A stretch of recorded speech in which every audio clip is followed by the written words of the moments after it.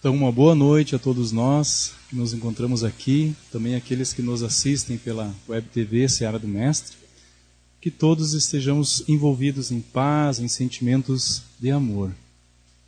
O porquê da dor? Alguém já parou para se perguntar, para se fazer essa pergunta alguma vez? Passou por algum momento difícil na vida? Por que a gente sofre? Por que é necessário? Seria tão bom se não existisse sofrimento, as dificuldades, se todos pudéssemos vivermos felizes nessa vida. Seria bom, né?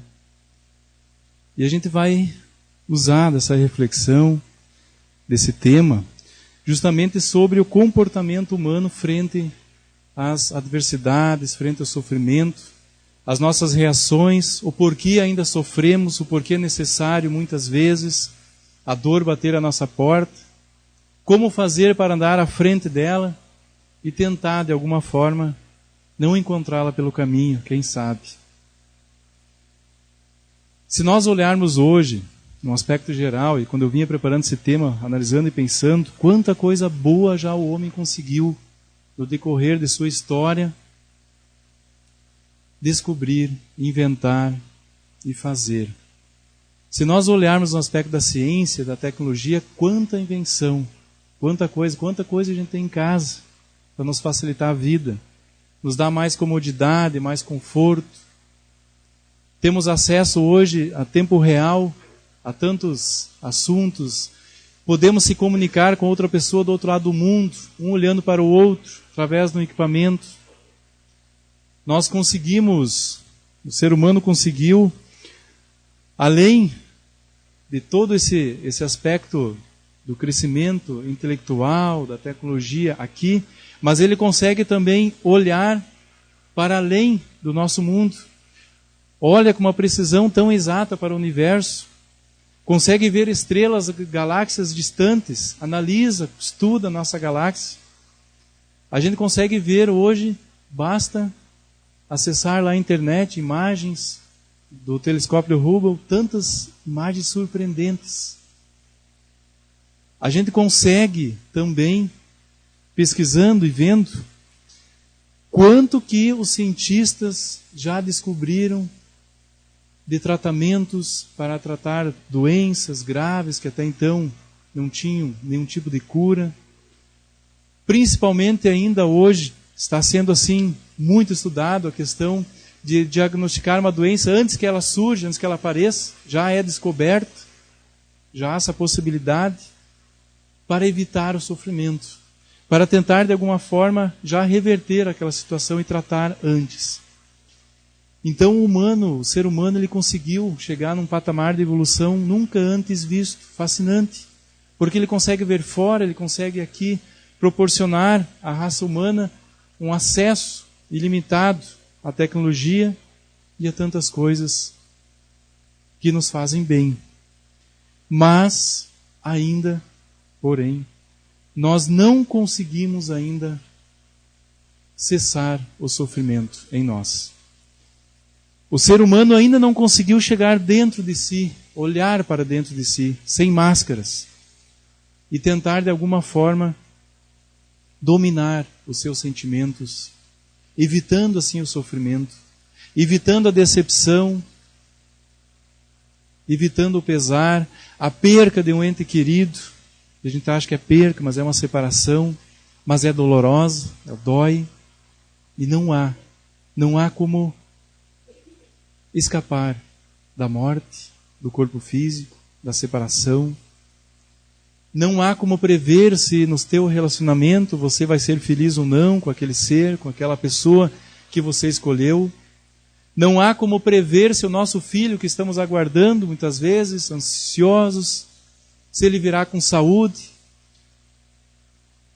se ele será merecedor ou se nesse processo evolutivo dele ele terá que ter a saúde ou não, quem sabe? A gente não sabe, a gente pede a Deus apenas que ele venha com saúde. E não sabemos como será o dia de amanhã, porque o nosso mundo ainda é muito instável. É um mundo que hoje você está bem colocado na sociedade, está tudo tranquilo, tua família anda bem, você tem saúde, tua esposa, teus filhos têm saúde.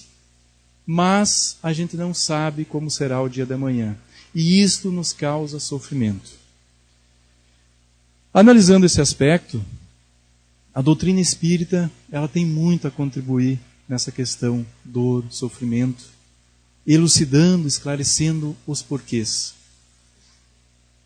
E nesse sentido, Kardec, começando agora então o raciocínio do que a doutrina espírita tem a nos dizer sobre isso, a doutrina dos espíritos, e Kardec ele nos esclarece no Livro dos Espíritos, na questão 872, que o nosso mundo, a Terra, é um dos mundos menos adiantados. Nela se encontram mais espíritos maus do que bons. E a gente vê isso todos os dias. Nós vimos também, estudando o Evangelho segundo o Espiritismo, que ali Kardec também coloca tão bem, os Espíritos também, que o nosso mundo é um mundo de provas e expiações. Se analisarmos a categoria de mundos que Kardec ali, de uma forma didática, coloca, que existem no universo, nós estamos assim em segundo plano. Assim saímos do estado primitivo. E é um mundo de provas e expiações que nós estamos colocados. Precisamos estar aqui. O que é prova e expiação? Qual a diferença? Para que a gente possa entender que relação tem isso com a dor, com o sofrimento, com as dificuldades. Expiação, para que possamos entender,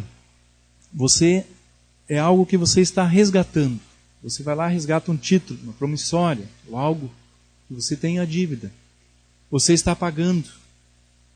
Aquilo está sendo te cobrado e você precisa pagar. Isso é expiação. A gente vai falar um pouco mais a fundo. Mas, para ter esse comparativo rápido e objetivo, prova é diferente. Prova nos remete a testes. Aluno, teste, prova. Por que ele está fazendo?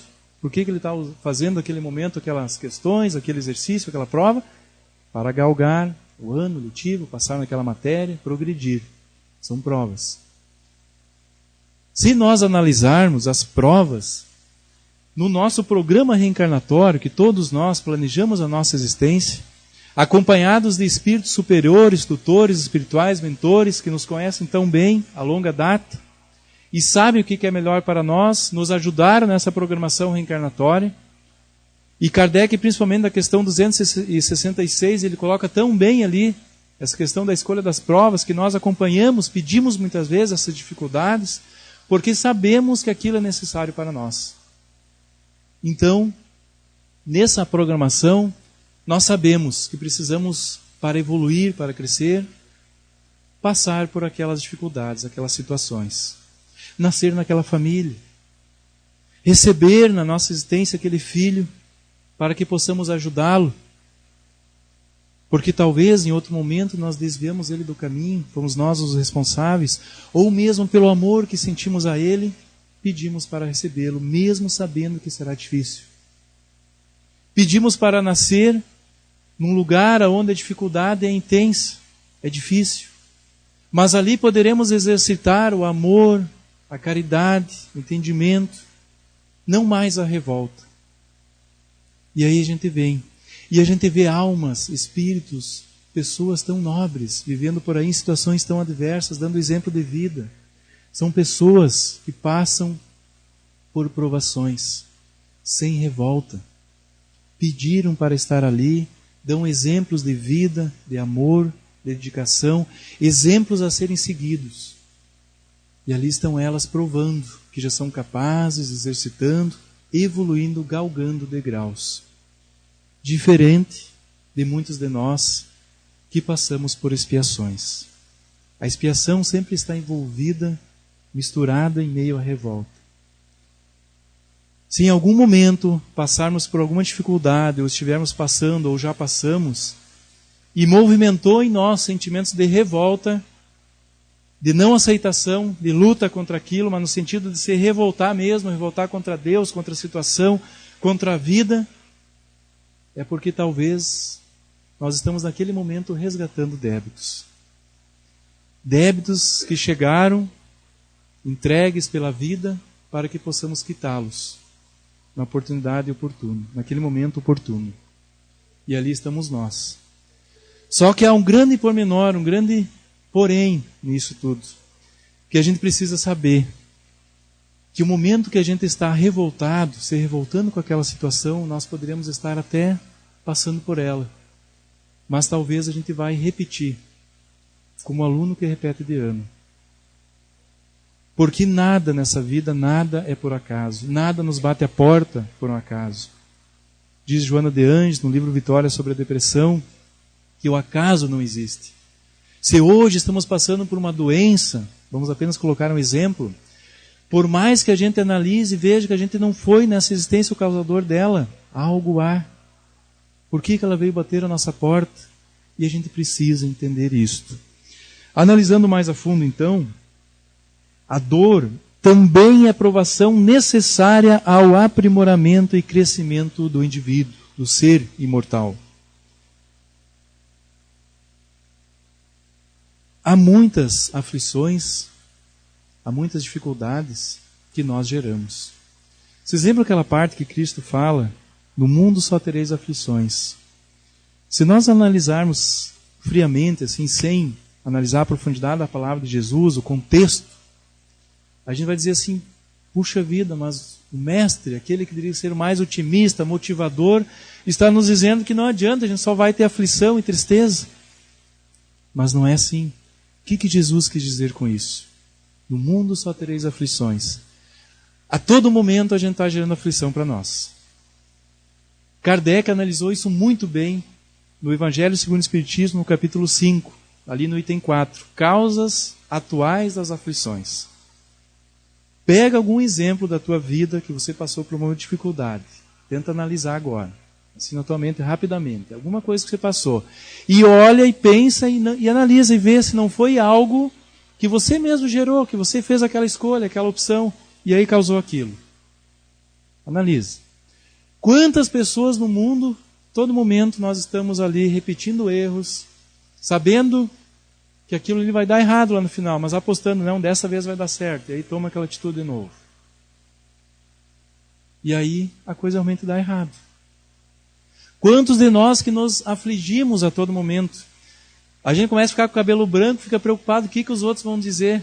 Que idade vão achar que a gente tem? Né?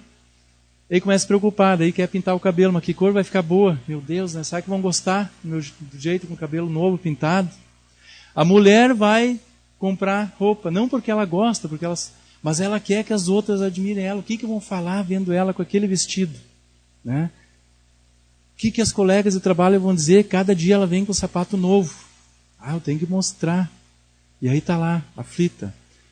Chega num restaurante, um lugar, meu Deus, eu como isso ou não como? Isso engorda. Vai fazer mal para o meu fígado. Será que tem gordura? Será que... E a pessoa cria aquelas aflições. Virou o mês, né? Está virando o mês agora. Hoje é dia 29. Logo depois é dia 1º. A gente já está preocupado se vai conseguir pagar as contas lá de setembro. Já está apavorado já, está preocupado. Está fazendo mais dívida, mas já está apavorado. E assim vai, a gente criando aflições.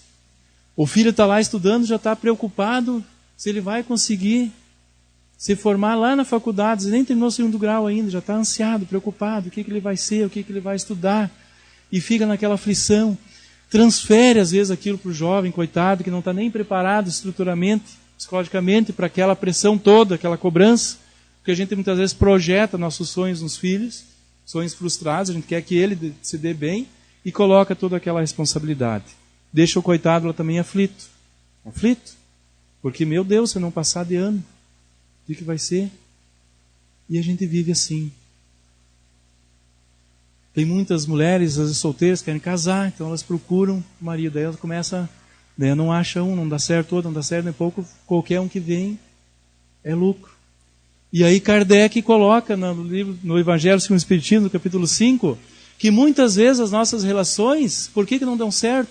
Porque o coração não tinha nada que ver com aquilo, ou foi por interesse, ou foi mesmo por carência.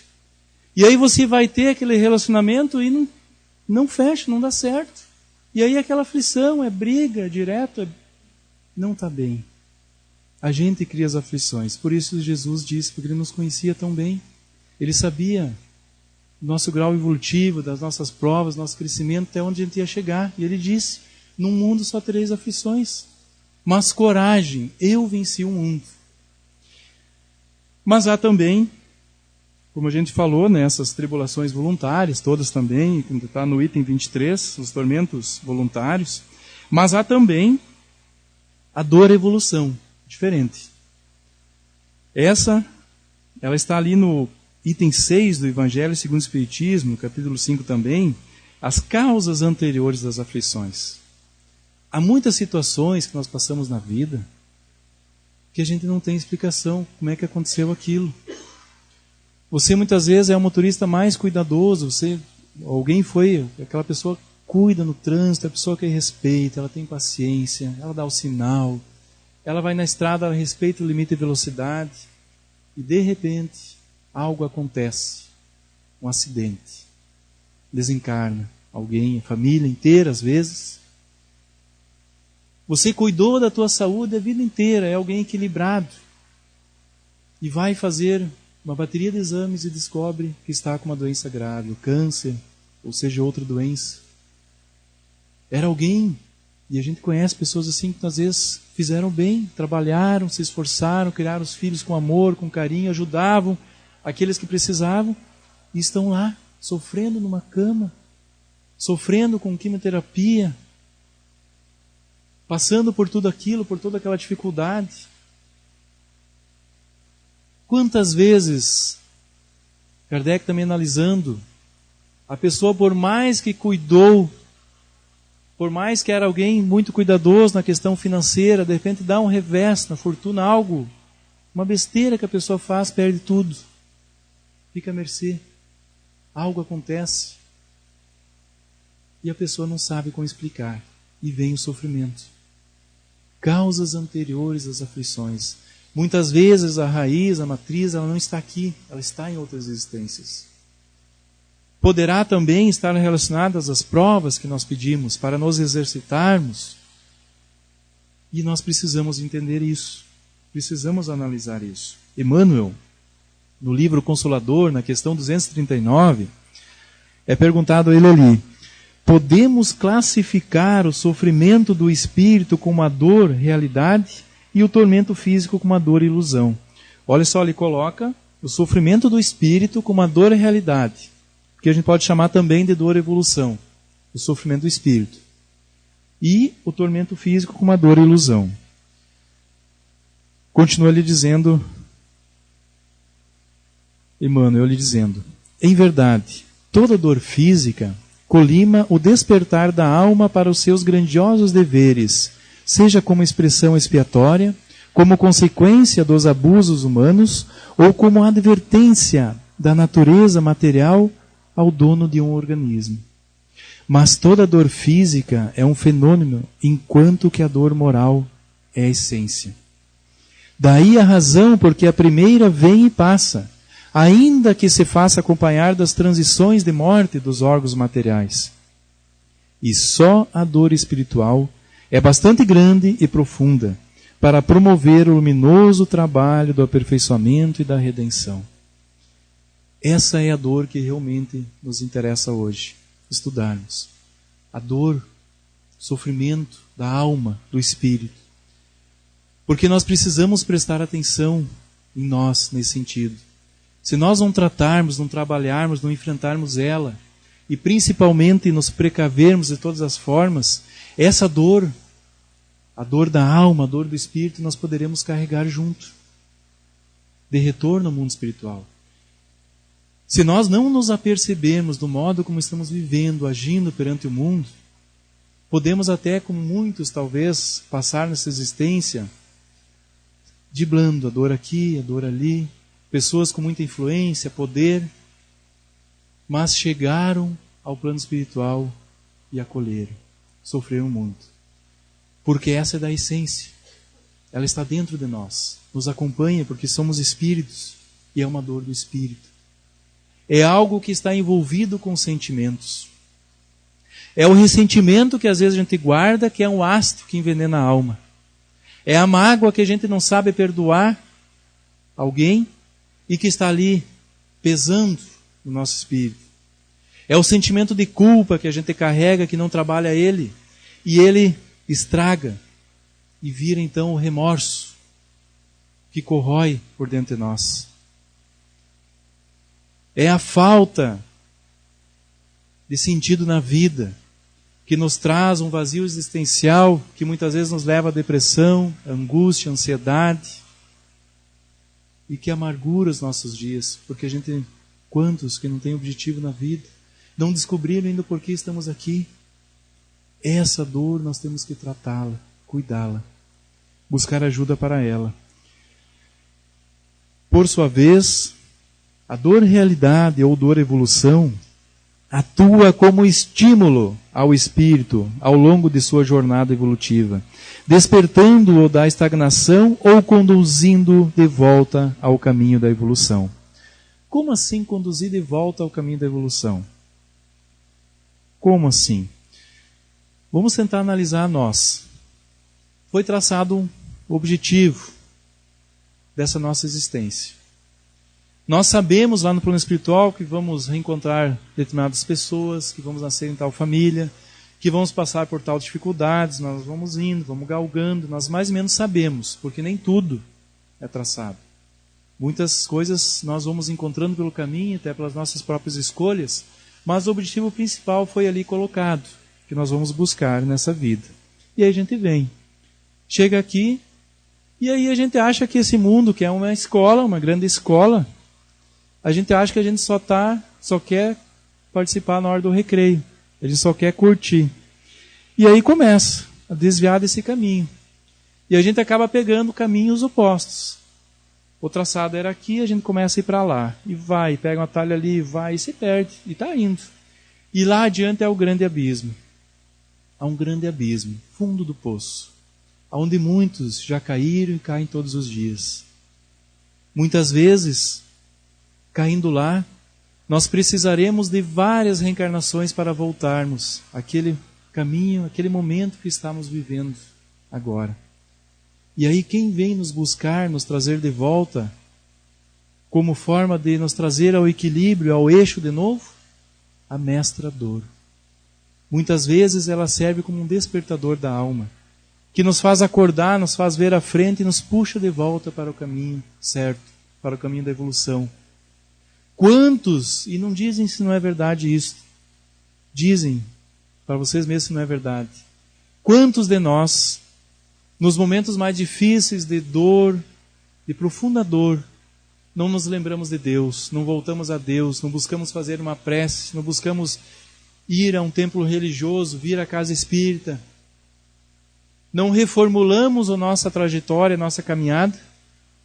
Quantas vezes não foi a dor que nos trouxe de volta, que nos fez vir à casa espírita, que nos fez pensar na vida, o porquê estamos aqui, qual o sentido da vida?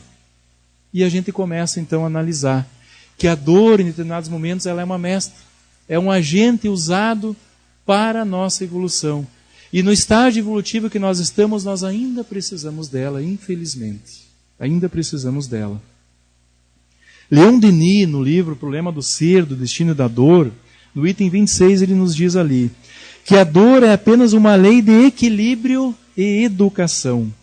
Com frequência, o sofrimento é só o contragolpe das violações cometidas contra a ordem eterna, mas sendo o legado de todos, deve ser considerado como uma necessidade de ordem geral, como um agente de desenvolvimento, uma condição de progresso, para nós ainda espíritos no estado evolutivo que nós estamos.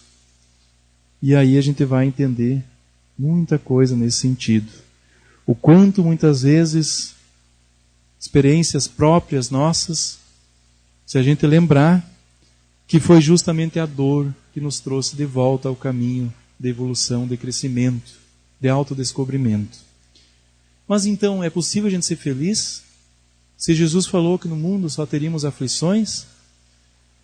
Na questão 920 do Livro dos Espíritos, Kardec também pergunta, curioso nessa questão, com certeza, ele pergunta aos espíritos superiores: o homem pode gozar de completa felicidade na Terra?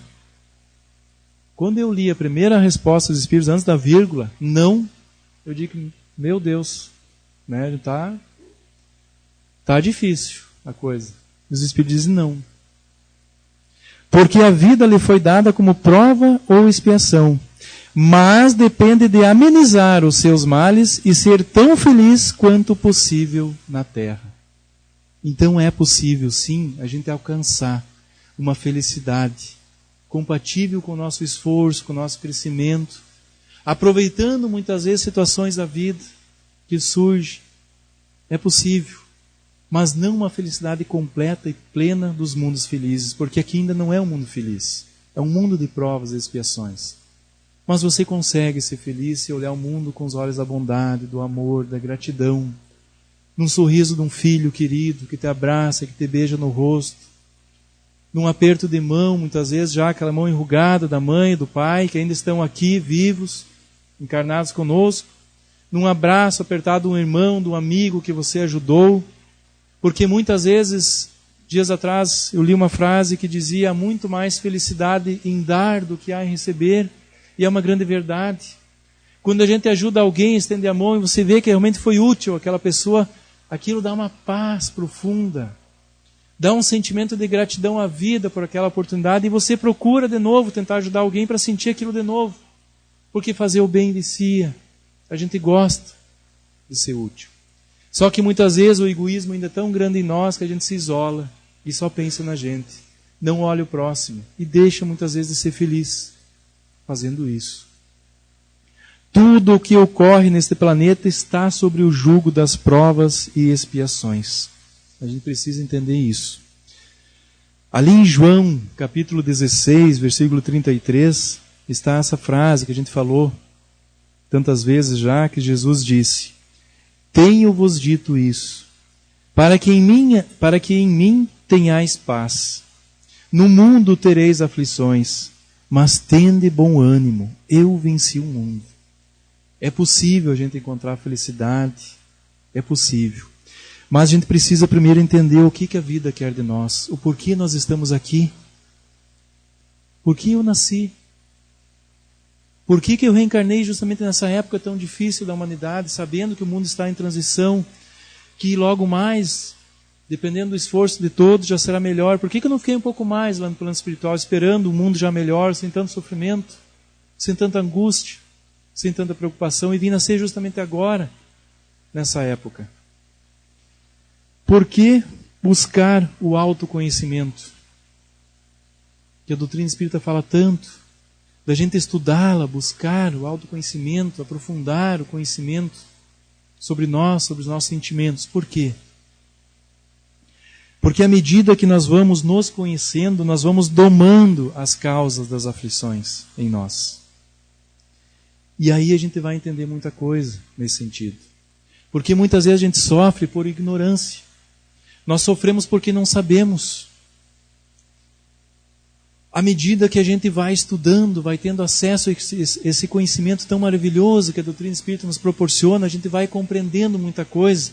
E aí aquelas cabeçadas, aquelas atitudes que a gente teve lá atrás, que nos fizeram sofrer, a gente já não faz mais. Porque você sabe que aquilo vai trazer sofrimento.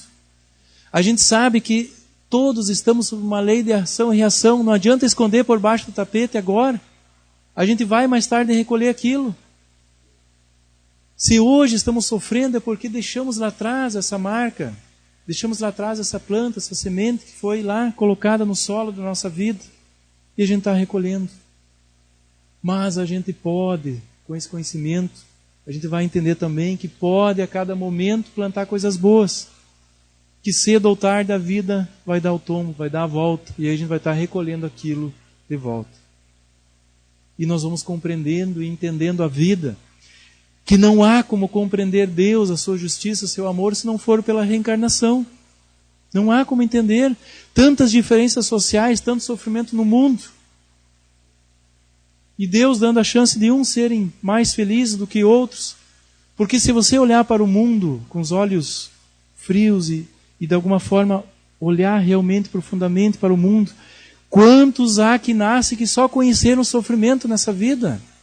Crianças que desde pequenininho nascem em locais que só encontraram sofrimento, enquanto outras nascem em berços de ouro, em famílias bem formadas, bem colocadas, que dão amor, dão carinho. Não há como explicar se não for pela reencarnação, pela pluralidade das existências. E nós temos esse conhecimento. Temos que buscá-lo mais, estudar mais, trazê-lo para dentro de nós. Porque estudando a doutrina espírita nós vamos nos autoconhecendo, vamos nos descobrindo, vamos educando os nossos sentimentos e isso vai nos ajudar a lidar com essas situações difíceis. Mesmo aquelas dores mais doídas. Aquelas dores que mais nos comovem. Que é a dor de perder um ente querido, próximo, um filho, um pai, um companheiro querido que a gente ama tanto. Dizem os médicos, a ciência, que não há dor para o ser humano maior do que a perca de um filho, de alguém querido. Mas a morte não existe. E a gente sabe que nós vamos cedo ou tarde reencontrá-los. Nós vamos cedo ou tarde revê-los. Mas nós temos que entender, e estudando a doutrina espírita nós vamos compreender isso, que nós não podemos nos desesperar. É natural sentir a saudade, a dor da saudade. Isso é normal do ser humano. Mas o desespero, a revolta, a não aceitação daquela situação vai causar dor muitas vezes àquele ser que se foi. Porque ele sente as nossas vibrações. Ele sente aquilo que nós estamos sentindo, aquela revolta. E aquilo chega até ele, causando também dor. Não consegue se adaptar àquele novo momento da sua vida. E não há o que ele fazer em alguns momentos. E aí cria-se aquele vínculo de sofrimento em ambos os lados. E a gente, estudando a doutrina espírita, nós vamos compreendendo pela razão e não pela imposição que a vida continua plena. Que a verdadeira vida não é essa nossa aqui. Essa aqui é apenas um estágio, um momento que nós estamos vivendo. Mas a vida real é lá. Que assim como muitos vão, embarcam nesse barco e atravessam e chegam no outro lado, há outros lá esperando eles na margem para recebê-los felizes pelo seu retorno. Que nós não temos que ficar agarrando e deixando aquele ser que amamos aqui, porque isso não é amar, isso é egoísmo profundo. Nós temos que libertar. O momento dele chegou. E a gente precisa entender que o nosso momento também vai chegar. E estudando essa doutrina tão maravilhosa, nós vamos entendendo isso. Há uma história bem interessante de alguém, uma moça, que ela passou por momentos muito difíceis. Divaldo conta numa de suas palestras que essa jovem era alguém muito sonhadora, mas tinha um pé muito no chão. Era alguém que muito esforçada, estudava muito, morava lá no Maranhão. E a gente sabe que lá é um estado muito difícil. É muito disputado, não há muitas chances de crescimento. E ela, logo que se formou, ela procurou trabalho e não encontrava. E uma prima sua que havia, então, partido para São Paulo, havia conseguido lá trabalho. E escreveu para ela dizendo, venha para cá. Venha para cá porque aqui é muito trabalho, falta pessoas para trabalhar. Com certeza, na sua qualificação, você vai conseguir. Nós vamos lhe dar abrigo aqui na nossa casa, até que você consiga se sustentar. Venha tranquila. E ela recebeu feliz aquela notícia. Juntou todo o dinheirinho que ela tinha, se esforçou, vendeu algumas coisinhas que ela tinha, juntou o dinheiro para a passagem e foi. Chegando lá, ela não conseguiu se adaptar. Não conseguiu achar trabalho tão rapidamente. O dinheirinho que ela trouxe era pouco, foi se esgotando. E o marido de sua prima, já nervoso com a situação, porque então mantinha a família também com pouca dificuldade, disse, não tem mais como você ficar aqui. Não há como eu sustentar mais. E ela, escutando aquilo, ciente de si, somente da sua consciência, que realmente talvez ela era um elemento estranho ali, estaria atrapalhando aquela família, até o próprio alimento para as crianças, porque então era dividido. Ela diz, não se preocupem comigo, eu tenho alguma reserva, eu vou para alguma pensão. Não se preocupe, e sai. E ela tinha apenas para algumas noites dinheiro para ficar na pensão. E o dinheiro terminou e ela não conseguiu trabalho. E ela foi para a rua. Teve que ir para a rua. E ali ela ficou muito tempo, muitos meses, naquela condição. Imagine uma moça educada, que vinha de uma família que cuidava muito da higiene, da educação, do amor, do carinho que tinha lá, vivendo na rua, em meio aos alcoólatras, aos drogados, ao crime, e ela ali estava. E ela, angustiada um dia, em farrapos, parada numa praça, vê uma senhora, uma jovem senhora, parar o seu carro, descendo do carro, enchendo o carro de chutes, socos, pontapés, gritando, batendo no carro, nervosa. E ela olha aquela senhora com aquele carro bonito, e levanta numa ação, talvez até impensada, mas indignada pela situação daquela mulher, de estar numa situação muito melhor que a dela, revoltada daquele jeito, porque ela não se revoltava, ela entendia a sua situação. E ela se dirige àquela mulher e diz: senhora, pare, não é assim, se acalme. Olha o que a senhora está fazendo, a senhora está irracional. Pense no que a senhora está fazendo. Olhe meu estado, como que eu estou, e contou toda a sua história para a mulher, e diz: eu não me revolto, eu entendo. E a mulher ficou sensibilizada com ela, se acalmou e disse: venha comigo. Eu tenho um quarto na minha casa, eu moro sozinha, vou te dar abrigo, vou te dar ajuda, vou te indicar para algumas pessoas que poderão te arrumar trabalho. E leva ela. Consegue roupa para ela, ajuda ela, e ela consegue um trabalho. Na primeira semana de trabalho, ela foi colocada como telefonista. E lá ela não tinha muita facilidade naquele trabalho ainda. Ela aperta um botãozinho errado para transferir uma chamada e passa para o chefe uma ligação errada. E o chefe é alguém muito nervoso. Imagina aquele chefe estressado, nervoso. Só os gritos, berros. E imediatamente chama ela e diz: você está demitida. Porque toda a minha ocupação, o trabalho que eu tenho, você me faz perder tempo com uma ligação de alguém que eu não queria receber essa ligação. E ela: você está demitida. E ela diz, parou, olhou fundo nos olhos e diz: eu não aceito o senhor me demitir, eu não posso ser demitida. E ele, nunca ninguém enfrentava, parou, ficou estático naquele momento, e ela disse para ele: vou lhe contar a minha história. E contou, relatou toda a história dela rapidamente e disse: eu não posso ficar sem emprego, porque eu vou pesar assim para a minha tutora, para aquela pessoa que me acolheu, e eu não vou aceitar ser um peso para ela. Voltarei para a rua, e eu não quero voltar para a rua, eu quero uma segunda chance. Eu vou me esforçar, eu vou estudar no final de semana, vou me preparar à noite, mas eu quero uma nova chance. E ele sente-se impressionado com a coragem, a determinação daquela jovem. E diz para ela: então tá, você terá uma outra chance. E começa, às vezes, a visitar ela na sala dela, conversar com ela, dá a oportunidade de alguns cursos para ela, convida um dia ela para almoçar, eles conversam, ele querendo, de alguma forma, ter essa amizade, porque passou a admirar ela pela sua coragem, pela sua história de vida, e os dois tornam-se amigos. E mais tarde ele se apaixona por ela e casa-se com ela. E ela, então, agora, vivendo muito bem materialmente, mas não esqueceu-se daqueles que estavam lá na rua. E ela pede a ele, sabendo dos seus recursos, que ele conseguisse para ela um local, um prédio, algum local que ela pudesse criar um albergue, algo que pudesse receber aqueles moradores de rua, dando-lhe alimento, aconchego das noites frias e úmidas de São Paulo. E ele concede para ela um prédio. E lá ela mantém uma tarefa até hoje muito linda de assistência social. Uma pessoa que conseguiu passar por um momento difícil sem revolta, e principalmente ao sair daquele momento ela entendeu o sofrimento. Quantos de nós que muitas vezes passamos por um momento difícil e não aprendemos a lição? Continuamos a ser aquela pessoa dura, rude, sem olhar para o próximo. Pensemos nisso. Por que a dor bateu à nossa porta? Façamos o bem a todo momento, a todo instante, para andar à frente dela, não deixando ela nos alcançar.